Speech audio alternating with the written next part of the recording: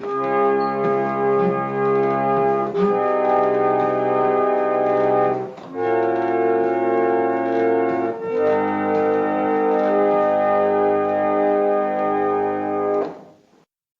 and welcome to Ipsa Dixit, a podcast on legal scholarship.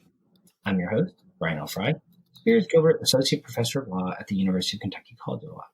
My guest is Alexandra J. Roberts, Associate Professor of Law at the University of New Hampshire Franklin Pierce School of Law. We will discuss her work on online legal education. So welcome back to the show, Alex. Thanks so much for having me. I think you're my very first three-peat guest. So congratulations. Awesome. It's like Saturday Night Live and I get a jacket, right? Yeah, absolutely. It's the mail. Can we make it a patch instead? I have a few extras. Yes, I will take a patch. So Alex, I really am interested to talk to you about your experiences teaching a law school class online, because it's something I'm really interested in, but I've never done before. And I know you just did it. And I was wondering if you could talk a little bit about sort of why you decided to teach a class online, how it worked, the choices you made, and sort of what worked well, what didn't, lessons learned, etc. Absolutely. So I'm at University of New Hampshire School of Law, and we recently decided to kind of branch out and partner with a company called iLaw to develop some online courses. And I raised my hand. I said I would be interested in doing that potentially. And so the first course that I turned into an online course that I worked closely with the instructional designers at iLaw on was my trademark course. So it's a basic, pretty traditional 3-credit course. It's on trademarks and deceptive practices. I use a traditional casebook by Graham Dinwiddie and Mark Janis. And so what I was trying to do really was mirror what I do in that residential course, make sure that the online students were really getting the benefit of all the different pieces of the magic that happens in the classroom. So the course is asynchronous. So that means that a couple of years ago, I kind of sat down and converted the syllabus into a different kind of format. And then I recorded a number of lectures. And I did that. I didn't really want a camera on my face for hours on end. So I wound up doing slides with voiceovers and added a lot to my slides to keep kind of a lot going on in the visual field. And I try to, throw up the marks that I'm talking about, the products I'm talking about, give people something to focus on because trademark law is obviously extremely visual. And we benefited a lot from the expertise of the folks at iLaw. So they were able to say, for example, you never want to do an hour-long video lecture. You want to do 6 minutes here, 8 minutes here, 3 minutes there. And again, keep the visuals interesting, keep the points really clear. And at the end of each of those, we do a couple of multiple choice questions to kind of make sure the person is listening and tuned in. And that also, I think, makes it easier for students who are juggling a lot of different commitments. So they don't feel like they have to do all the reading at once, and then they have to sit down and listen to a whole lot of lecture, which obviously is not great. Nobody really has the attention span for that. And then turn to the discussion boards. So instead, they can mix it up a little bit. They can do some reading, some lecture, some multiple choice, maybe write a first discussion post response, and then come back to the reading. And each week, basically, the week starts, I don't know when it opens for the week, maybe Saturday or Sunday, but basically people spend Monday through Thursday with the lectures and with the reading. And then by Thursday night, they have a first round post due to a couple of different discussion prompts. And by Sunday night, they're asked to respond to their classmates. And then usually Monday or Tuesday, I go in and I review all those responses and replies, and I offer some feedback. So I might offer feedback individually to each student if I feel like they need some help or I want to give encouragement or something. And then also to the class as a whole to say, hey, there's only 9 of you and 3 of you seem to be struggling with this issue. So let me clarify it. Let me give you a little follow-up on that to make sure you're understanding what we're doing here. Well, Alex, I got to say, this sounds like an awful lot of work. How much time do you think it took you to put the class materials together? And how much time do you spend on quote unquote teaching, I guess, like virtually the class each week? Yeah, course creation was definitely time intensive. So I did that. I think that took me about 3 or 4 months. I started at the end of the summer 2 years ago, and went into the fall and went through some back and forth with iLaw, getting the materials really ready and complete. And then now, I have the basic structure for the course and a lot of the pieces in place. But then the kind of management, the discussion feedback, things like that, I would say it takes about the same amount of time as teaching residentially. Mm, mm. Well, what kind of feedback did you get from students from teaching the class? Did they find it a positive experience? Were there materials they particularly liked or maybe didn't like so much? Like, sort of, in your experience, what seemed to work well for students in their experience and what didn't? Yeah, I really got fantastic feedback. I especially the second time through, I got some incredibly over the top, enthusiastic responses that frankly I was not expecting. I kind of expected students to say, well, it's not the ideal format. It would be better to take it in person, but it's okay. But a lot of them were really enthusiastic. And I think kind of depending on your personality type and depending on your learning style, this could be something that's a great fit for students who like to do things at their own pace, maybe like to do things a little bit more independently. Um, I think the first time through, maybe the workload was a little bit heavy because I had 2 discussion posts every week that seemed to get longer and longer as students were keeping up with each other, and then all of the replies. And I had a midterm and a final. And I think it expanded a little bit too much. So I've been trying to trim down the responsibilities on the students' ends. But I think they felt like the lectures were effective, and I think they felt like they enjoyed engaging with their classmates through the discussion posts. On my end, it's interesting because in some ways I get to know the students even better than I do in a residential class, and I get to check on their progress much more consistently, right? Because if I'm teaching and there are 20 students in a classroom, some of them volunteer frequently, some of them I call on occasionally. They don't have as much to say, and I might not be able to tell if somebody is really falling behind or is really struggling with something and doesn't understand it.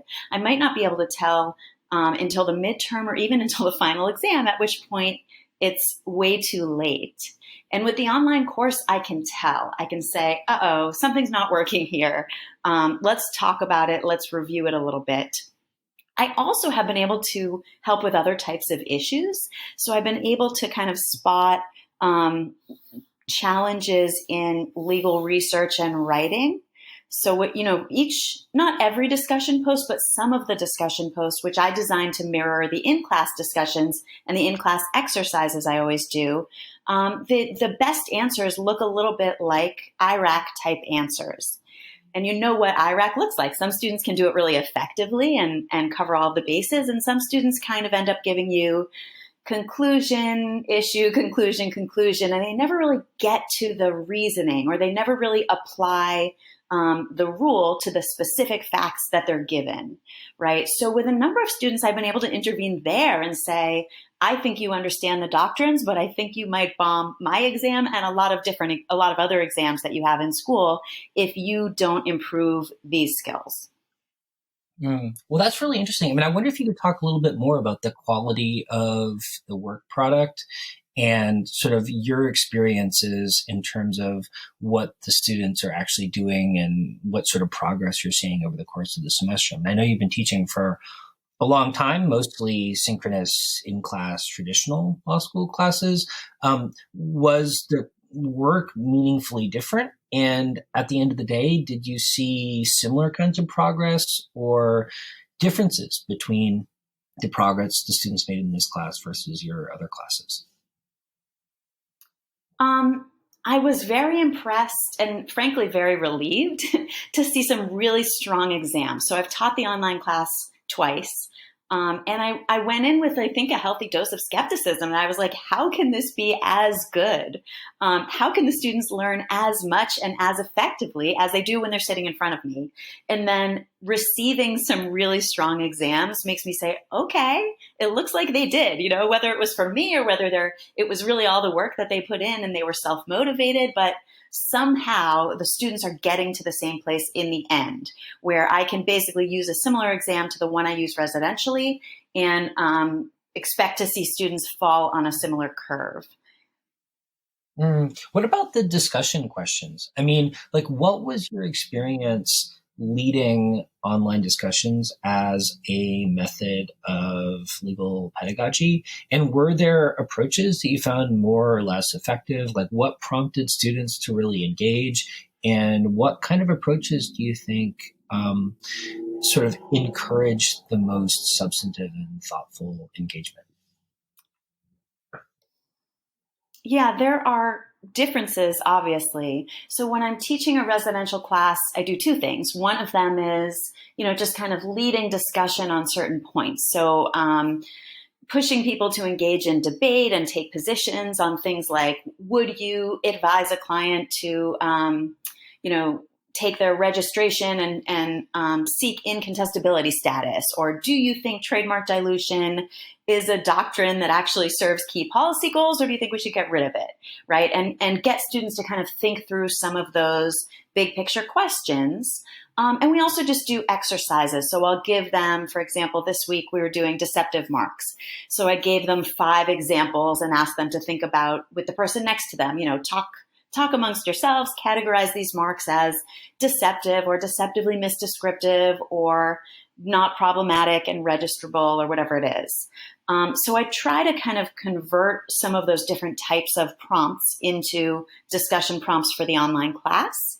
And of course, that's very much a learning process. So some of those questions fall a little bit flat, or sometimes I'll find that the students just didn't quite understand what I meant, and I need to do a better job articulating the prompt for the future. I need to explain it better. I need to replace it with a different prompt. In some ways, it's really easy for me to get out of the way in the online class in a way that I can't always when I'm leading discussion residentially in the moment, right? So I have a very expressive face. I'm also really good at reading students' faces, so I can kind of spot somebody sitting in my class and say, you look like you disagree with that. I feel like you have something to say on that point. Which can be good and can be bad. So I decided early on in the online class that I was not going to insert myself into the discussion when the discussion was taking place, right? So when students do the first round and they post responses to the prompt without being able to see anybody else's responses, and then they reply to each other, I wasn't going to jump in and reply because my fear was that can kind of shut down the open conversation. And I wanted them to trust one another. I wanted them to learn from one another. And that is what I saw. So that makes me think a little bit more about how can I incorporate more of that spirit into the residential class so that they're not always looking to me at the front of the room like, was that right? Was that okay? Did I get it or did I not get it? As compared to teaching a residential class, did you find that students were more or less or just differently sort of willing to sort of stake out a position and say what they think and sort of own their own ideas? Yeah, they might have been a little bit more willing. So I usually found I would get a range of responses, which is what I was hoping for. Whereas sometimes in the classroom, there's a little bit of peer pressure. If the first couple of people who respond are on the same side, then it can be hard to get somebody to speak up for the opposition. But I think a good teacher can, and I love the students that I have residentially, and they usually are pretty confident and don't mind voicing controversial opinions. So I've had effective discussions in both settings, and I also sometimes structure the prompts in both settings to force people to take a particular position, to say this half of the alphabet is going to argue this, and the other half of the alphabet is going to argue that. And I think that's a helpful exercise too. Well, I often wonder, like teaching traditional classes, whether there aren't issues with kind of like an esprit d'escalier in the sense of like, like you don't think of the right answer until long after the discussion has Yeah. actually concluded. I wonder if you think that works better or differently, or kind of does the online sort of situation enable a degree of reflection that you might not see in another context? It definitely does. And actually, one of the reasons in the residential class that I do the kind of small group discussion or think, pair, share is because a lot of people, I think, feel not just shy, but feel not ready to answer a question right on the spot and to be forced to make a decision and articulate a response. And so when they break into pairs and I give them 5 minutes or 7 minutes and I kind of walk around the room, and sometimes I'll then ask them, not what did you think, but what did your partner think? Or was there one of these that you and your partner disagreed on? Something like that, I get responses from a broader range of people. So people who have had a few minutes to reflect, or who have had a chance to kind of rehearse, like they've made an argument to one other peer. Now they feel ready to make that argument in front of the class and in front of the teacher. So yeah, I do think that space for reflection and rehearsal and space to kind of like get comfortable with your thought before you put yourself out there to be judged by everyone, I think that can be really helpful. And of course, in the online class, you get an even bigger dose of that. So you can check out the discussion prompt and then you can turn away for a couple of hours and think, what do I actually think about that? What do I want to say about that? And then, of course, it's really great to see them responding to each other, to see students replying to their peers in the discussion group and see minds getting changed. Like they say, oh, you know what? That was such a great point. I had felt really strongly that this use was not infringing, but now that you raised this particular issue about the audience sophistication, I might be reconsidering my position, or I think that would be a really strong way to argue that case. So, I've been lucky. I've taught the course twice and I've had great groups who had good chemistry and who were very respectful with one another.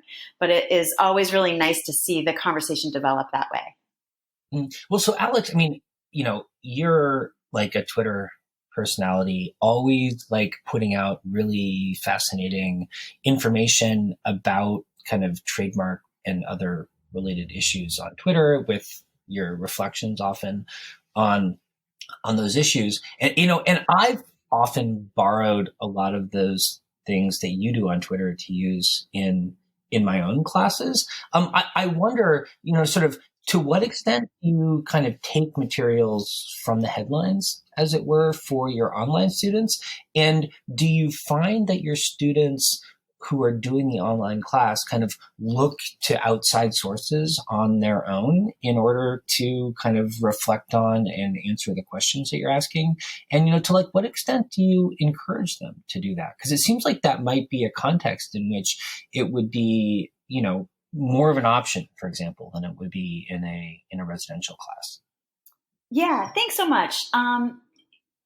I have found that to be a little bit of a challenge with the online class because it is asynchronous and because so many of these lectures have, the kind of modules were designed to be self-contained. So in the residential class, I can just show up and I can say, oh, you know what's interesting? You know what happened yesterday? You know what somebody tweeted 3 days ago? Guess what's going on with this famous musician? Guess what's going on with this celebrity dispute? Guess what's going on with this lawsuit that just got filed like an hour before I came to class?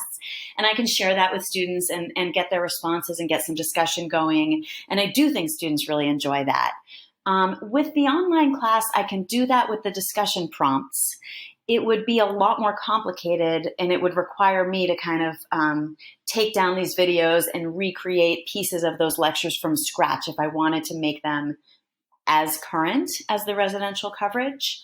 And that has felt like a little bit of a constraint for me, right? So the idea that I'm going to create a video lecture in which I talk about a case that was assigned, but I'm not going to throw in, and hey, you know what I just heard this week? You know what's going on? Because that would make it really dated, right? So to say, obviously, we're talking about booking.com. I'm going to talk about the amicus briefs that just got filed. I'm going to talk about what I think the key issue is and what I hope the Supreme Court does.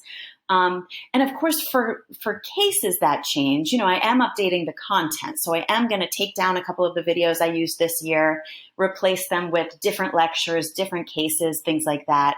But I can't be quite as nimble. I can't be I can't do as much ad-libbing and kind of creative in the moment. And that does frustrate me a little bit. But the other question you asked, the online students absolutely start paying a lot more attention. So once you're thinking about trademark law, I think you tend to see it everywhere. So I would get emails from students saying, hey, did you hear about this? Look what I just read on the fashion law. Or even just giving me broader context for a particular litigant in a case that I teach. So these are really curious students, really interested and engaged students. And I do think that part was equally present in the online and the residential class. So, Alex, to kind of pivot to the videos a little bit, this is something I'm particularly interested in. Sort of, how did you approach creating the online teaching materials? Sort of, when it came to the drafting or conceptualizing how you were going to do it, were there principles you kind of kept in mind when you were putting those materials together? What did the people who were helping you put the materials together tell you, if anything, about how to sort of conceptualize your approach to creating those materials? And sort of, did you get any student feedback or any sense of like which approaches were most effective, and sort of what made those online video teaching materials really good as opposed to not so good? I didn't get a lot of guidance on that front. So like I said, I was really trying to mirror the residential class. So I basically started with my syllabus and my lecture notes. And at one point, I said, gosh, do you think I should script it out? Like, do you think I should write out everything I'm going to say? And that would make me sound so smooth and clean, because I do a lot of ad-libbing. I do a lot of kind of improvising on the spot. And they said, no, don't do that. The way that you do it sounds great. And it feels really natural, and students are going to enjoy that. So that's really what I do. I mean, my lecture notes are mostly bullet points. So I know what issues I want to cover. I know what questions I want to ask. And I'm not asking questions and then actually cold calling or taking volunteers and hearing students' opinions in the moment. But in some moments, you still want to frame something as a question and wait a beat and kind of push the people who are listening at home to think, oh, well, how would I brief that case? How would I articulate the issue in that case? And then continue on, right? I did get guidance to make sure that every little video, every little module was kind of self-contained, and they're not as referential. They're not always looking back to the last case and ahead to the next case, which is hard because I do that in class and I think it's productive. So sometimes that just meant adding a really short video at the beginning or at the end of the module explaining, connecting the pieces, explaining how the parts fit together, what the module covers, why why I do things in the order that I do them, and answering questions like that. The students, I haven't had particular complaints, I don't think, or guidance about which types of videos they found most helpful. I did have at least one student this last semester say that they want better technological capability to jump around. Like, I already watched this whole lecture and now I'm preparing for the exam and I want to be able to listen to it on double speed or 1.5 speed, or I want to be able to jump to this part where you talk about this particular thing. So I think there's room for improvement on that front. Well, what about the content of the class? I mean, you've talked a little bit about why, in some respects, the online approach was, potentially kind of well suited to teaching a trademark related class, given how visual trademarks can be and how important it is to be sort of presenting students with visual information for them to analyze and think about. In your experience, did that aspect of the class, do you think that was sort of like unique to the subject matter, or do you think in a way that some of the values associated with online legal education might translate to other subject matters as well? That trademark was the first class that I taught. But I do think that my approach is not so inconsistent across other classes. So I also use plenty of slides when I teach contracts. I don't. I use plenty of slides when I teach my undergrad course, which is called Pop Culture and the Law. I will sometimes skip slides in entertainment law because that's more of a seminar discussion feeling where we all sit around in a circle and look each other in the eye. But I think there's a lot to be said for having a visual component, right? Not having death by PowerPoint where you have way too much text and people are trying to read it at the same time as you're talking at them. I know that's really painful and counterproductive, but just having a couple of bullets or just having an image that's at least somewhat related to the topic that you're discussing. I know learning styles have been kind of celebrated and then discredited, and people have different opinions about that. But I, for one, am not at all an audio learner. So I need to have something to look at. I need to have a pen or a highlighter in my hand. I need to be taking notes and kind of absorbing material in those different ways. And I think, yeah, I think there's some flexibility for students in how when they're taking an online class, in making it suit their needs and engaging with the material in the way that suits them the best. So, Alex, in closing, I mean, I feel like online legal education is very much kind of in the air. I know my own faculty has been talking about it, and there's a lot of people with a lot of different opinions about whether it's a good idea or a bad idea. Sometimes kind of strong opinions, but oftentimes opinions not based in actual experience. And you're one of the few people I know who has actual experience in approaching this kind of teaching. I wonder if you could kind of reflect briefly on sort of what you would say to people who are engaging in that conversation and what kinds of issues that faculty members should keep in mind when thinking about whether or not approaching online legal education as an option is a good idea for their institution. Sure. I think it absolutely can be effective. It can be rewarding. It can work really well for the faculty and the students, but you have to put the work into doing it really well, right? You have to either do the research or engage with the research or work with experts who know the research about how to present the material in a way that actually is beneficial to students, in a way that they can understand it, keep up with it, engage with it, and really learn in ways that are as good as the ways and the extent to which they would learn in person, right?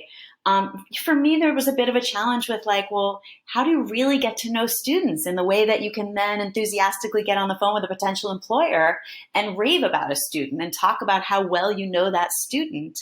And for me, one nice thing is some of my residential students have taken my online class.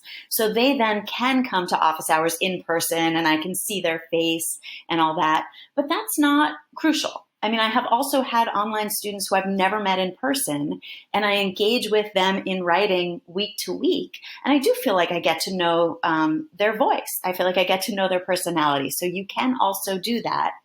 Our new program is a hybrid program. So it's mostly online, but partially residential. So we've got students in a JD program who live all over the country. And they come to New Hampshire a couple of times a year for 4 days at a time. And so again, we get to meet them. We get to have some face-to-face time. They get to meet each other and do some intensive classroom time during those few days. And then they go off and they have families, and some of them have day jobs. And then they can still keep up with their course load, and they can still kind of use this alternative method. And I think it's really exciting. And I'm talking to you right now. It's the first week in March. We're dealing with coronavirus. And I think people are thinking about all the different ways they can take their in-person obligations and commitments and shift them online and use things like Zoom and use technology to have conversations and look somebody else in the eye and not potentially transfer any germs. So we're at a really interesting moment, and the technology is there and people have the access. So I think it's great for kind of access to education. I mean, I had a conversation with somebody who was like, I'm so excited about intellectual property law, and I wanted to study IP law at a school that does it well, but I live in some place where I'm really isolated and I have a toddler. So what am I going to do? So I was so excited to find out about this particular program, right? So overall, my experience has been great. I understand the skepticism, and I was a skeptic. And it's not something that will happen easily or magically. And it's not something that if you have no experience teaching online, you can just wake up one day and do it. You need to either partner with somebody who has that experience or put in the work on the front end to understand how to do it well. Awesome. Well, Alex, thanks so much for sharing your experiences and thoughts on this subject. I think it's a really timely and important issue. And, this has been really helpful for me in thinking about my own approach to this kind of new pedagogy. My pleasure, Ryan. Thanks for the opportunity.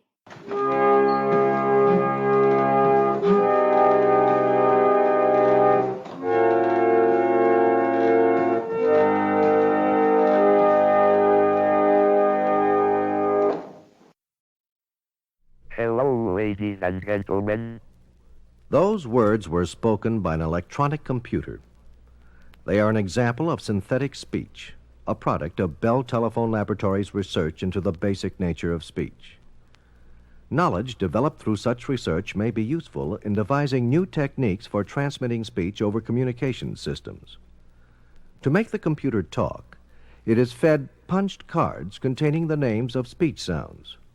The computer combines these sounds in accordance with the linguistic rules which govern the English language into connected, intelligible speech. For example, when the sounds for the sentence, "He saw the cat," are fed into the computer in sequence, it says, "He saw the cat." The flat, monotonous tones of the computer indicate an absence of the pitch and timing characteristics natural to human speech. When timing information is added to the punched cards, the computer says, "He saw the cat." The sentence still sounds unnatural, but when pitch information also is added to the cards, "He saw the cat," the computer speaks in accents almost completely human, except for a slight electronic twang. In the following sentence, most of the variables inherent in human speech have been specified on the punch cards. The computer makes one of the pivotal remarks in the development of the telephone. "Mr. Watson, come here. I want you." The present quality of speech synthesis by computer is illustrated in the next example, part of a famous soliloquy from Hamlet. To be or not to be? That is the question. Whether 'tis nobler in the mind to suffer the slings and arrows of outrageous fortune, or to take arms against a sea of troubles, and by opposing end them, to die, to sleep. Singing, in purely physical terms, is essentially a matter of pitch and timing. In the next selection, the computer sings a familiar ditty. Daisy, Daisy, give me your answer too. I'm half crazy, all for the love of you. It won't be a stylish marriage. I can't afford a carriage, but you look sweet upon the seat of a bicycle built for two. The computer now sings the same tune, but to a musical accompaniment played by another computer. Piano students will notice that the music-producing computer has a rather stylized left hand. Incidentally, synthesizing music on a computer is almost as formidable as making a computer talk. Daisy, Daisy, give me your answer too. I'm half crazy, all for the love of you. It won't be a stylish marriage. I can't afford a carriage, but you look sweet upon the seat of a bicycle built for two. To get the samples of synthesized speech we've heard so far, A computer's memory was stored with 34 speech sounds and a set of rules for producing these sounds and for making the transitions from one sound to another. When the computer was fed the names of speech sounds on punch cards, it was, in effect, told what to say. But its manner of saying it, even its dialect and apparent accent, was determined by the rules stored in its memory. The objective of this program is to formulate a minimum set of rules for making plausible English speech. The next two selections, however, were produced by analyzing a person's speech and reconstructing it synthetically on a computer. The objective here is to duplicate the sounds and transitions made by a human speaker, including his dialect and accent. With such a program, the computer sounds like this. Men strive but seldom get rich. Now, if you don't mind, I'd like to say a few words about Texas. And now the computer would like to express its appreciation for your attention. Thanks for listening.